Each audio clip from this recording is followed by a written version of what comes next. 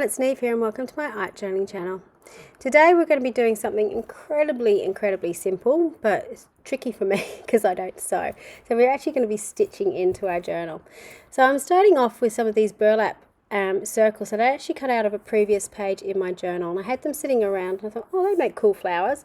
So I'm using the new gloss acrylic sprays from Dina Wakley that were released for the new Creativations this year, and I'm just spraying it over the top and to colour up my page. Now you could obviously use paints to do that, but having the sprays there, it's just really quick and easy to colour something. So on this page I'm going to be stitching onto my denim, and because I was stitching onto denim, I didn't really think about it all that well, because the largest circle I had was sprayed in night, which is very similar to the colour of denim. So I just wanted to put a different colour on it, so I've added in some pink just to add a little bit of difference.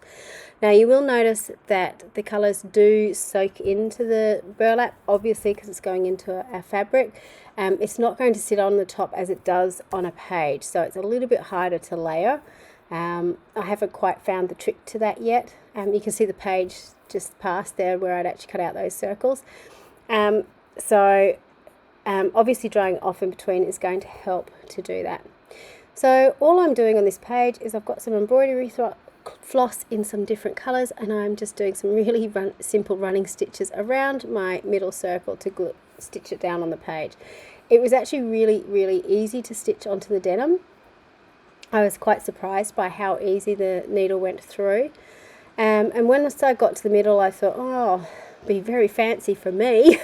I'm sure people can get a lot fancier than this, and just add in some little stitches into the center just to make it a little bit more. I'm just tying it off and cutting it off, and I did something funny with the thread. It got caught or something, so I added some extra pieces that I needed to trim off. So that's basically it.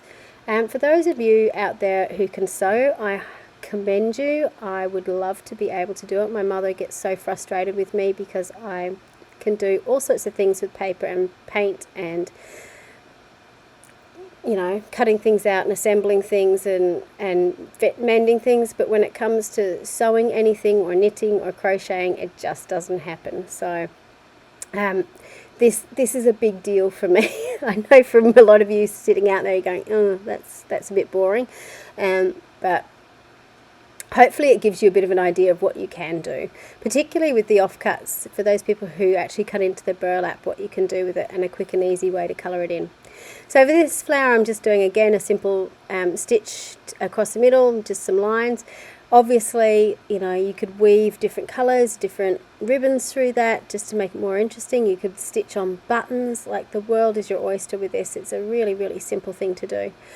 So with my final one, again, just making sure I've got a contrasting colour, and I'm going to do basically exactly the same thing and do sort of a star pattern in the middle. As I was doing this, I've actually found this is a really mindless activity, which is one of the reasons why I art journal. I do it to relax, and I do it to sort of empty my mind of the day-to-day stresses. So actually just sitting here, I had something on Netflix in the background, just sewing into this page, doing something incredibly simple, but for half an hour I was completely transported, and I wasn't thinking about all the other lists of jobs that I had. I could just concentrate on this and just have a lot of fun doing it. So that's one of the reasons why I art journal, and I know a lot of people do things like that.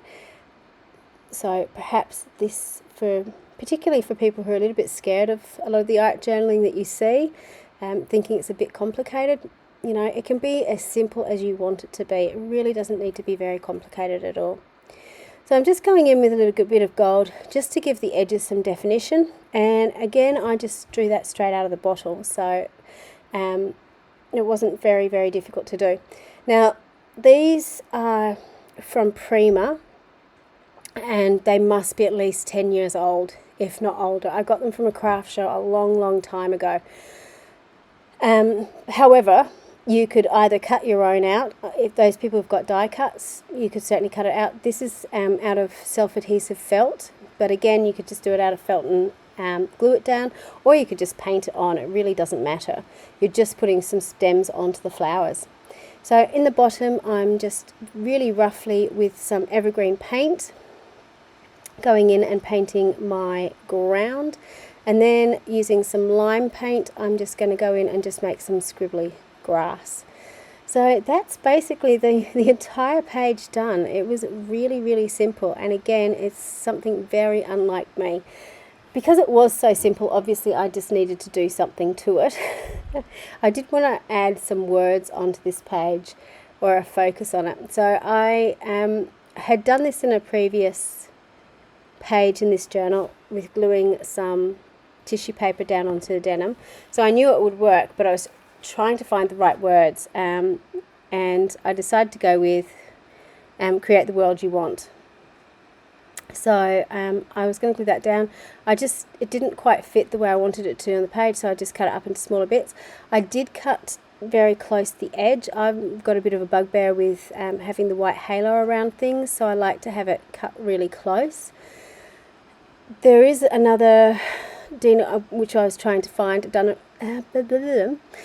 Dina Wakley quote, I think from her first set of words, which is, if you don't like where you're planted, get up and move.